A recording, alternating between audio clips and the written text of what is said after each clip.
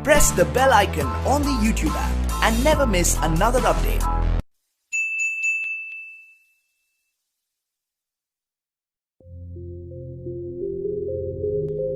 Hello friends, मेरा नाम परवीन और हमारे यूट्यूब चैनल में आप सभी का स्वागत है। दोस्तों, आप सभी को पता होगा आजकल हम 12th फिजिक्स के ऊपर काम कर रहे हैं और सफलतापूर्वक हम उसमें कामयाब भी होते जा रहे हैं। ठीक है, उसके बहुत सारे लेक्चर हम ऑलरेडी आपको दे चुके हैं। अगर आपने नहीं देखे तो यार जल्दी से देखकर आ जाना, बिकॉज आज का लेक्चर बहुत ही ज़्यादा इंपॉर्टेंट होने वाला है। मैं आप सभी को बताना चाहूँगा, अगर आप स्टेट बोर्ड से बिलोंग कर रहे हो, जी हाँ, आप हिंदी में पढ़ना चाहते हो फिजिक्स, तो आपको पूरा नोट्स एंड सब चीज़ आपको लिखा हुआ मिलेगा। बस आपको मेरे साथ एक काम करते हुए चलना होगा, ये जितना भी मैं आपको लिखवा रहा हूँ बोर्ड पे उसको नोट करते हुए चलना है। बिकॉज मैं आप सभी को फिर कहता हूँ, जो आपके खुद के नोट्स होते हैं, जी हाँ, जो आप खुद लिख कर बनाते हो, उसमें बात ही अलग होती है। ठीक है, तो चलिए स्टार्ट करते हैं। आज का हमारा टॉपिक होने वाला है निरक्षीय स्थिति में विद्युत क्षेत्र की तीव्रता। तो हेडिंग डाल लीजिएगा आप सभी। ठीक है, हेडिंग डाल लीजिएगा, निरक्षीय स्थिति में विद्युत क्षेत्र की तीव्रता। विद्युत क्षेत्र की तीव्रता। आप सभी को मैं बताना चाहूँगा फ्रेंड्स, इसका जो हमारा लास्ट लेक्चर आया था उसमें हमने अक्षीय स्थिति में विद्युत क्षेत्र की तीव्रता के ऊपर फॉर्मूला ड्राइव करके आपको दिखा दिया था। समझ में आ गया था ना वो वाली चीज़? देखो, अगर नहीं आया तो यार उसको दोबारा देख लेना एक बार, आपको समझ में आ जाएगा। अब हम इसकी बात कर रहे हैं। देखो, मैंने आपको बताया था कि अगर मैं अक्षीय स्थिति की बात कर रहा हूँ तो उसमें हम एक डाइपोल लेंगे, मतलब एक विद्युत द्विध्रुव लेंगे। अब ये बताओ, विद्युत द्विध्रुव क्या होता है? नहीं पता? देखो, मैंने आपको लास्ट वीडियो में बताया था कि विद्युत द्विध्रुव एक्चुअल में कुछ नहीं होता। उस पर एक प्लस चार्ज होगा, एक माइनस चार्ज होगा, बीच की दूरी 12 होगी। यही होता है विद्युत द्विध्रुव, बिल्कुल। अब यहाँ पे हम क्या काम करने वाले हैं, विद्युत द्विध्रुव हो लेंगे हम यहाँ पे, और उसके बाद उससे आर दूरी पर कोई बिंदु हम पॉइंट पी ले लेंगे, मतलब आर डिस्टेंस पे कोई पॉइंट पी ले लेंगे। वहाँ पे हम कैलकुलेट करेंगे एक्चुअल में इलेक्ट्रिक फील्ड इंटेंसिटी, विद्युत क्षेत्र की तीव्रता। ठीक है, तो इसकी काम कर रहे हैं इसके ऊपर। अब देखो जरा, यहाँ पे आप देख सकते हो, ये हमने एक विद्युत द्विध्रुव ले लिया।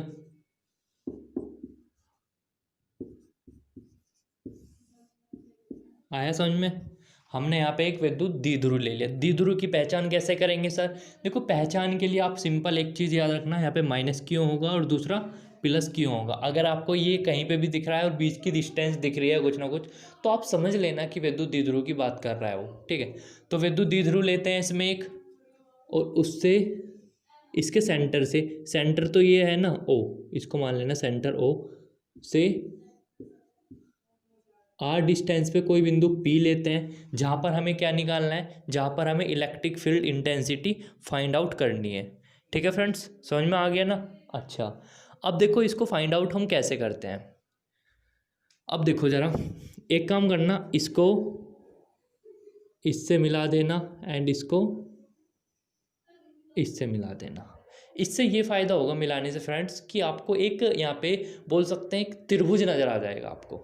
उससे क्या होगा, उससे हम यहाँ पे जो 90 डिग्री का एंगल बनाया, कर्ण स्क्वायर, लंब स्क्वायर, आधार स्क्वायर, उससे हम बीच वाली जो हमारी हमको नहीं पता है ना वो वाली साइड, उसको हम फाइंड आउट कर लेंगे इजीली। इस वजह से हमने मिलाना यहाँ पे अच्छा समझा। ठीक है, अच्छा, तो अब देखो यहाँ पे, सो फ्रेंड्स आप यहाँ पे देख सकते हो। अब देखो यहाँ पे मैंने इसका जो सेंटर था ओ, यहाँ पे देख सकते हो आप, इसका सेंटर ओ था। इसको मैंने, आपको पता है टोटल डिस्टेंस कितनी है, 12। तो जैसे कि अगर सपोज करो मैं आपसे ये पूछ रहा हूँ कि ये टोटल है 4, और मैंने यहाँ पे बीच में से काट दिया एकदम सेंटर में से, तो ये वाली 2 बचेगी और ये वाली भी 2 बचेगी। मानते हो नहीं मानते हो बात को? हाँ जी सर, बिल्कुल ठीक कह रहे हो। तो देखो, थ्योरी में भी मैं वही चीज़ सेम लिखने वाला हूँ। कैसे लिखेंगे सर? देखो, माना एक विद्युत द्विध्रुव है, लिखते रहना मेरे साथ साथ, तो मैं इसको लिख लेता हूँ। यहाँ पे लिख लेना, माना एक विद्युत द्विध्रुव है जिस पर प्लस क्यू व माइनस क्यू आवेश कितनी दूरी पर है, 12 दूरी पर उपस्थित हैं। ओके, अब देखो पहला पॉइंट तो हमारा यही काम था, सबसे पहला हमारा काम यही था कि सबसे पहले जो आपने डायग्राम, सबसे पहले ये बताओ मैंने डायग्राम में क्या बनाया। डायग्राम में सबसे पहले सर मैंने बनाया था एक विद्युत द्विध्रुव, उसकी डेफिनेशन मैंने लिख दी। अच्छा, फिर उसके बाद मैंने क्या काम करा था सर, फिर उसके बाद आपने यहाँ पे सेंटर ओ बनाया था, यानी लिख लेंगे यहाँ पे तथा द्विध्रुव का केंद्र ओ है। अच्छा, अब देखो यहाँ पे लिख लेंगे द्विध्रुव के केंद्र ओ से कितनी दूरी पर, ओ से आर दूरी पर कोई बिंदु कौन सा है, पी है। देखो यहाँ पे पॉइंट पी है ना, पी है, जिस पर हमें यहाँ पे लिख लेना, जिस पर हमें क्या फाइंड आउट करना है, विद्युत क्षेत्र की तीव्रता की गणना करनी है। अच्छा, ये समझ में आ गया होगा मैंने क्या लिखा। देखो मैंने कुछ फारसी लैंग्वेज नहीं लिखी, इसको पहली बात तो मैं आप सभी को बताना चाहूँगा, इसको रटने की कोशिश बिल्कुल भी मत करना। देखो एक बार और समझ लो, यहाँ पे मैंने क्या बोला, मेरे पास एक विद्युत द्विध्रुव है जिसकी बीच की दूरी कितनी दिखाई दे रही है आपको, 2L है, इसका सेंटर O है, O से R दूरी पर कोई बिंदु P है, जहाँ पे हमें क्या फाइंड आउट करना है, जहाँ पर हमें विद्युत क्षेत्र की तीव्रता की गणना करनी है, मतलब हमको फाइंड आउट करना है। समझ में आया? ओके, आपको मैं पिछले लेक्चर में बताकर आ चुका हूँ कि प्लस के कारण विद्युत क्षेत्र की तीव्रता किधर की ओर होती है, बाहर की ओर, माइनस के कारण अंदर की ओर। समझ में आ रहा? अच्छा, तो प्लस चार्ज ये रहा। अब ये बताओ इस प्लस के कारण किधर की ओर होगी, सर बाहर की ओर। ओके, मैं मान लेता हूँ ये E1 है, मतलब मैंने ऐसा मान लिया कि प्लस, चाहो तो आप इसको नोट डाउन भी कर सकते हो कि प्लस क्यू के कारण विद्युत क्षेत्र की तीव्रता E1 है तथा माइनस क्यू के कारण कितनी है, E2 है।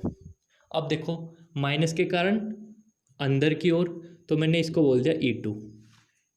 अच्छा, अब आपको पता है जो परिणामी तीव्रता होती है हमेशा बीच में से जाती है, पता है? नहीं पता? नहीं पता तो सुन लो मेरी बात, अगर परिणामी तीव्रता अगर आपको निकालना है तो हमेशा बीच में से जाएगा, इसका मतलब परिणामी तीव्रता यहाँ से जा रही होगी। तो इसको फाइंड आउट करने से पहले आपको कुछ पॉइंट याद होने चाहिए। इसको मैं मिटा दे रहा हूँ, मिटा दूँ, मिटा देता हूँ, ठीक है, एक सेकंड वेट करना, इसको मैं मिटा देता हूँ। नोट डाउन कर लिया होगा आप सभी ने, है ना? बहुत बढ़िया, ठीक है। देखो नोट्स अपने खुद के बनाते हुए चलना यार, क्योंकि किसी के ऊपर डिपेंड मत रहना, ठीक है? क्या पता मैं कल रहूँ या ना रहूँ, ठीक है? तो इस वजह से अपने नोट्स खुद बनाते हुए चलना, बहुत प्रॉफिट मिलने वाला है आपको, ठीक है? अब देखो मैं क्या काम करने वाला हूँ यहाँ पे आपको दिख रहा है ये ए मान लेता हूँ मैं, इसको मैं बी बोल देता हूँ।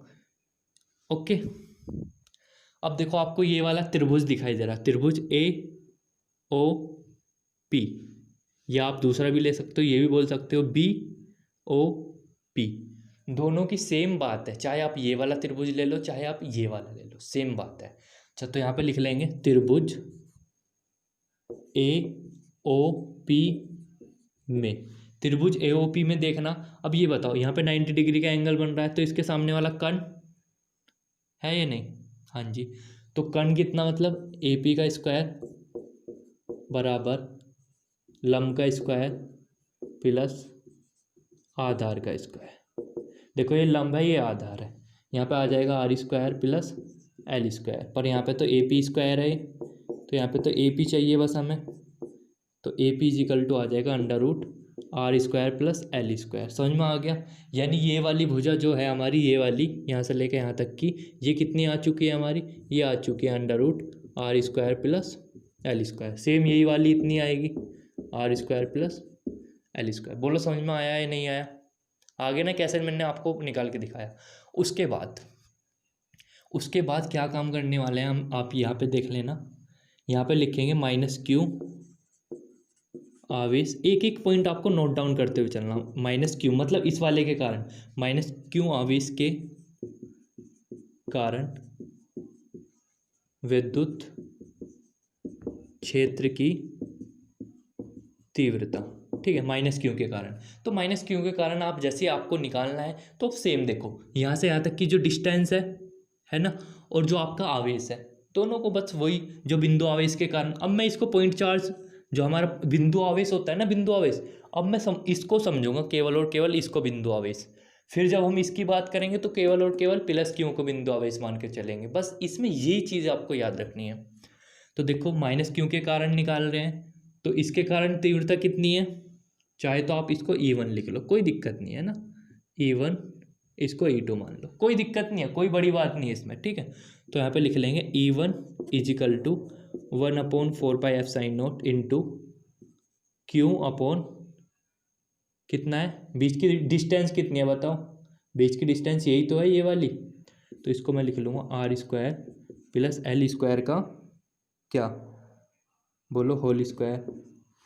सही है नहीं, ये कैसे लगाया मैंने फॉर्मूला, ये सिंपल वही तो है, E बराबर 1/4πf/0 into Q upon R²। R कितना है, R ये है, इस वजह से R के स्थान पर मैंने ये पुटअप कर दिया, ठीक है, समझ में आ रहा है ना।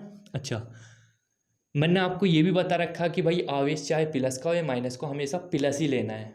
देखो यहाँ पे माइनस है ना, तो आप कह रहे होंगे सर ये पे प्लस क्यों लिया, बस मैंने आपको बता दिया क्या यहाँ पे, ठीक है, क्या कंडीशन अप्लाई करी मैंने। तो यहाँ पे लिख सकते हैं 1/4πf/0 into Q upon R² plus L², क्योंकि आप सभी को पता है अंडर रूट से ये कैंसिल हो जाएगा, पता है ना ये वाली बात। अच्छा, अब सेम आप यहाँ पे क्या काम कर सकते हो, प्लस क्यू आवेश के कारण निकाल लेना, सेम लाइन ये वाली लिखना, लिख देता हूँ मैं यहाँ पे, प्लस क्यू आवेश के कारण विद्युत क्षेत्र की तीव्रता, ठीक है।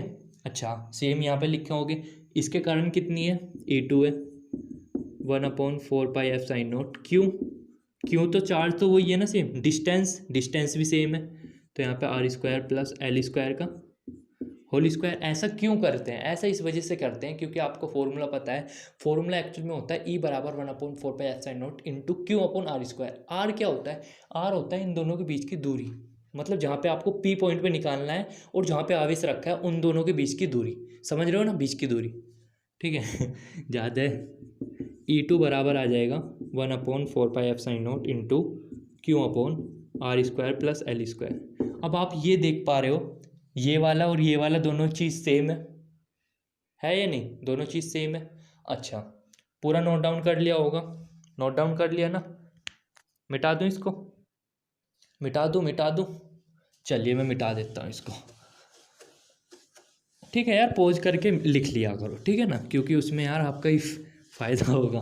कभी ये कहो सर जी आप लिखने का टाइम नहीं देते यार, क्योंकि यार वीडियो फिर बहुत ज़्यादा बड़ा हो जाता है इस वजह से, ठीक है। तो उसके बाद हम क्या काम करेंगे भैया, उसके बाद हम सिंपल यहाँ पे देखो, आपको यहाँ पे बीच में निकालना है ना, बीच में निकालने का ये होता है, अगर हम निरक्षीय स्थिति में निकालते हैं E1 cos theta plus E2 cos theta. अच्छा, ये बाद में मैं कभी और बता दूंगा कि एक्चुअल में ऐसा क्यों करते हैं, अभी फिलहाल ये याद रखना E बराबर E1 cos theta plus E2 cos theta, ठीक है, क्योंकि बोर्ड में ज़्यादा नहीं पूछा जाता, आता है तो डेफिनेशन ये आ जाती है, डेरिवेशन, ठीक, इसमें ये नहीं पूछने का ये कहाँ से आया, अगर कभी टाइम मिला या तो हम मैं बता दूंगा ज़रूर आप सभी को, ठीक है। तो इतना समझ में आ गया होगा मैंने आपको क्या बताया। अब आपको क्या काम करना है फ्रेंड्स, जो E1 का वैल्यू निकल के आया था पीछे वो यहाँ पे पुट अप करना है, जो E2 का वैल्यू आया था वो यहाँ पे पुट अप कर देना है, देन फिर आपको कोस थीटा का वैल्यू भी पुट अप कर देना होगा। अब देखो कोस थीटा कैसे रखोगे, यहाँ पे देख लेना, आपको पता है कोस थीटा इजिकल टू क्या होता है, नहीं पता तो यहाँ पे देखो, ये देखो लाल बटे कक्का, ये तो पढ़ा है ना सबने। अब ये तो साइन होता है, ये कोस होता है, ये टैन होता है, तो हम किसकी बात कर रहे हैं यहाँ पे हम बात कर रहे हैं सर कोस की, तो आधार बटे कण, तो यहाँ पे लिख लेना आधार बटे कण। अच्छा, अब ये और बता दो मुझको कि आधार कौन सा है इसमें, यहाँ पे आधार कौन सा है सर, आधार है L, यही तो है आधार। देखो भाई ये तो लंब है, ये आधार है, ये कर्ण है, तो हम कर्ण की और ज़रूरत है, मतलब ये वाली चीज़ की। आगे समझ में, इसका मतलब क्या भैया, इसका मतलब ये कि कोस थीटा के स्थान पे आपको ये वाली वैल्यू पुटअप करनी है यहाँ पे। ओके, चलो तो कर दो भाई, कोई दिक्कत नहीं है। E बराबर आ जाएगा, E1 का वैल्यू आप सभी को पता है, पीछे अभी बताया था, यहाँ पे 1/4πf/0 into Q upon R square plus L square. आगे समझ में? अच्छा, कोस थीटा का मान ये रहा, L upon under root R square plus L square plus same यही वाली वैल्यू फिर यहाँ पे पुटअप करना होगा। मतलब E2 का मान जो आपने निकाला था पीछे, यही तो आया था, सेम सेम आया था नहीं आया था? बताओ पीछे, जल्दी पेज पलट के देखो जल्दी से। कोस थीटा का मान ये रहा, एल अपॉन, ये मत देखो ये कहाँ से आ रहा है, सब चीज़ मैं आपको बता चुका हूँ। ठीक है, अब देखो ज़रा, इसकी पावर 1, इसकी पावर 1/2। भाई अंडर रूट का मतलब क्या होता है ये बताओ? अंडर रूट का मतलब यही तो होता है इसकी पावर 1/2। ये हटाओ यहाँ से, इसका मतलब यही तो होता है इसकी पावर 1/2। अच्छा, आपको पता है मल्टीप्लाई में पावर ऐड हो जाती है, मानते हो नहीं मानते हो? मल्टीप्लाई में पावर ऐड हो जाती है, इसका मतलब 1/2 प्लस 1 कितना आ जाएगा? 3/2। इसका मतलब क्या? आप देखो यहाँ पे ट्विस्ट आएगा, बहुत मज़ा आएगा आपको। Into Q into L, L भी तो है ना देखो इसकी मल्टीप्लाई में। अब देखो एक और ये कितना हो जाएगा? 3/2, जैसे कि मैंने आपको वहाँ पे बताया, इसकी पावर 3/2 प्लस सेम यहाँ पे भी यही होगा, 1/4π/f sin0 into Q L upon, यहाँ पे लिख लेंगे R square plus L square की पावर 3/2। देखो ये वाली चीज़ और ये वाली चीज़ दोनों सेम है, बताओ बिल्कुल ठीक बात है या गलत बात है? सेम है ना दोनों, है या नहीं? बोलो सेम है। तो मैं डायग्राम मिटा देता हूँ यहाँ पे, नहीं तो फिर प्रॉब्लम हो जाएगी इसको लिखने में। ठीक है, तो सेम चीज़ है। ठीक है, तो सेम चीज़ है, तो भैया आपको पता है मैं क्या काम करने वाला हूँ। मैं सिंपल यहाँ पे एक काम करने वाला हूँ, इसको 2 गुना कर दूंगा, मतलब 2 into 1/4π/f sin0 into Q L upon R square plus L square की पावर 3/2। बिल्कुल ठीक बात है। अब देखो मैं आपको कई बार बताकर आ चुका हूँ कि भाई अगर L, देखो मैंने आपको जैसे पीछे भी बताया था पिछले डायग्राम में कि L बहुत ही छोटा है किसके मुकाबले, जो R थी। देखो आपको पता है L तो इतना सा था और R यहाँ से लेके यहाँ तक का था, P पॉइंट तक इतनी लंबी दूरी है, तो R तो बड़ा होगा, L छोटा सा होगा। अच्छा, अगर मैं बात करूँ कि L तो इतना सा है, आर स्क्वायर, अगर देखो L स्क्वायर आपको पता है L तो इतना था है, अगर मैं L स्क्वायर करूँ तो इतना बढ़ सकता है वो है। अगर मैं R तो इतना था, अगर मैं स्क्वायर करूँ तो और बढ़ जाएगा, इसका मतलब R स्क्वायर और ज़्यादा बड़ा हो जाएगा। ठीक है, तो यहाँ पे मैं लिख सकता हूँ चूँकि R बड़ा है L के मुकाबले, इसलिए क्या हो जाएगा, R स्क्वायर और ज़्यादा बड़ा हो जाएगा L स्क्वायर के मुकाबले। ठीक है, इस पॉइंट का मतलब सिंपल यही है कि भाई मैं जो आपका L है ना, L स्क्वायर, उसको नेगलेक्ट कर दूंगा, मतलब 0 के इक्वल रख दूंगा। कैसे करा? देखो मैं आप सभी को बताना चाहूँगा, जैसे जैसे फॉर एग्जांपल तुम जाते हो किसी दुकान पर सामान लेने, अगर तुमने सामान लिया, मतलब आप गए किसी टीवी की दुकान पे, आपने टीवी ले लिया, कम से कम 10,000 का टीवी ले लिया, क्या वो रिमोट फ्री नहीं दे सकता आपको? बोलो, रिमोट फ्री दे देगा ना टीवी के साथ, अगर आपने उसका एक नया टीवी खरीदा होगा। अगर आप, मैं इसको दूसरी लैंग्वेज में बात करूं, अगर मैं आपसे कह रहा हूं कि भाई आपने वहाँ पे रिमोट खरीदा, अगर आपने वहाँ पे रिमोट खरीदा, क्या आपको टीवी फ्री में दे देगा? कैसी बात कर रहे हो सर? देखो इसका मतलब ये है कि अगर कोई बड़ी चीज़ है, उसके सामने छोटी चीज़ को हम ना के बराबर भी मान सकते हैं। देखो वो जो आप टीवी लेने गए थे, टीवी वाले की दुकान ने आपको रिमोट फ्री में दे दिया, क्योंकि उसके सामने उसकी कीमत कुछ भी नहीं थी, ऐसी फ्री में दे दिया, इसका मतलब 0 है वो। आया समझ में? बस वही चीज़ मैं यहाँ पे लगाने वाला हूँ, समझ रहे हो ना? समझ रहे हो? बस यहाँ पे 2 इक्वल में वही चीज़ लिख रहा हूँ, देखो यहाँ पे लिख लेना 1/4π/f(sin0) into Q L upon, ये तो 0 के बराबर हो जाएगा, तो आर स्क्वायर की पावर 3/2 इंटू 2, ये वाला 2 भी तो चल रहा है ना? भूल मत जाना बस। 1/4π/f(sin), देखो स्क्वायर से स्क्वायर ख़त्म हो जाएगा, तो यहाँ पर 2L एंड आर की पावर 3। मैं आपको पिछले लेक्चर में आकर बता कर आ चुका हूँ, चूँकि P बराबर क्या होता है, ये होता नहीं होता है? बोलो, होता नहीं होता है? P बराबर 2L इंटू क्यू होता है। अब यहाँ पे देखो ये वाली चीज़ यही तो बन रही है सेम, तो इसका मतलब क्या, E बराबर मैं लिख सकता हूँ 1/4π/f(sin0) into P upon R की क्यूब, इतना न्यूटन प्रति कूलम। ठीक है, यही हमारा, एक सेकंड, दिख रहा है ना बढ़िया? हाँ बिल्कुल चमक रहा है। अब मैं एक यहाँ पे कॉन्सेप्ट लगाता हूँ एकदम मस्त वाला। ठीक है, तो यहाँ पे जब मस्त वाला कॉन्सेप्ट लगाऊंगा तो आपको समझ में आ जाएगा मैं क्या करने वाला हूँ एक्चुअली में। ठीक है, अब देखो यहाँ पे मैं एक रिलेट क्वेश्चन बना रहा हूँ जिसको रिलेट करके आपको थोड़ा घुमा सकता हूँ मैं। ठीक है, पर आपको घूमना नहीं है, क्योंकि मैं आपको कई बार बता चुका हूँ कि भाई अब रटना नहीं, समझना है। समझोगे तो डेफिनेटली आप कर पाओगे, अदरवाइज़ कुछ भी नहीं कर पाओगे। ठीक है भैया, ठीक है भैया। चलिए तो मैं यहाँ पे देख लेता हूँ आपको। देखो अगर मैं आप सभी से ये पूछता हूँ क्वेश्चन कि अक्षीय स्थिति व निरक्षीय स्थिति में क्या संबंध है, में क्या संबंध है।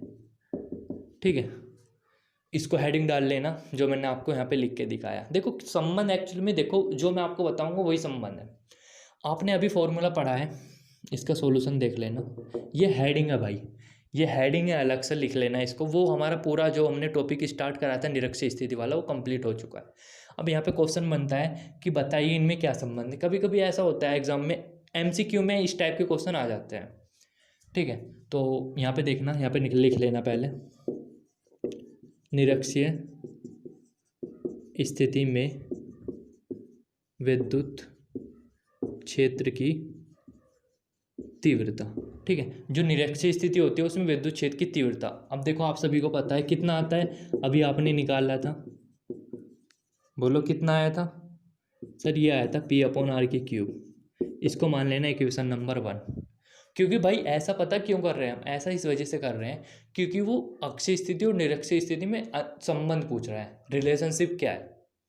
ठीक है, ऐसा मत करना कि भाई दोनों डेरिवेशन आप प्रूव करके दिखा दो। ठीक है, ये 1 नंबर में क्वेश्चन आ सकता है, कभी वहाँ पे यार पेपर में प्रूव कर रहे हो, इतना टाइम नहीं होने का। दूसरा लिख लेते हैं, सेम लिखेंगे, अक्षीय स्थिति में विद्युत क्षेत्र की तीव्रता सेम। इसको मान लेता हूँ मैं E2 है, तो 1/4πF/0 इंटू, यहाँ पे देखो अगर आप पीछे वाले लेक्चर देखोगे तो इसका फॉर्मूला आया था ये वाला। मानते हो नहीं मानते? देखो मैं फिर बता रहा हूँ, अगर आपने नहीं देखा होगा तो आपको ये समझ में नहीं आ रहा होगा क्या हो रहा। देखो अक्षीय स्थिति में विद्युत क्षेत्र की तीव्रता का फॉर्मूला हमने ये निकाला था एक्चुअल में, ये वाला। अब देखो एक काम करना, 1 को 2 से डिवाइड कर देना, यहाँ पे लिख लेना डिवाइड। ठीक है, यहाँ पे लिख लेना 1 को 2 से भाग देने पर, भाग देने पर, भाग देना दोनों को, तो आपको मिलेगा E1/E2 इजिकल टू कितना आ जाएगा, जब कैंसिल करोगे, करना जरा कैंसिल, पूरा कैंसिल, P से P कैंसिल, R से ये कैंसिल, तो कितना आएगा, ये आएगा सर 1/2। इसका मतलब क्या, इसका मतलब है भैया ये, इसका मतलब ये है कि जो विद्युत क्षेत्र की तीव्रता होती है ना अक्षीय स्थिति में, ठीक है, अक्षीय स्थिति में जो तीव्रता होती है वो निरक्षीय स्थिति की आधी होती है। तो आई होप सो दोस्तों ये लेक्चर पसंद आया होगा। लाइक करना, कमेंट करना, नेक्स्ट लेक्चर बहुत जल्दी आने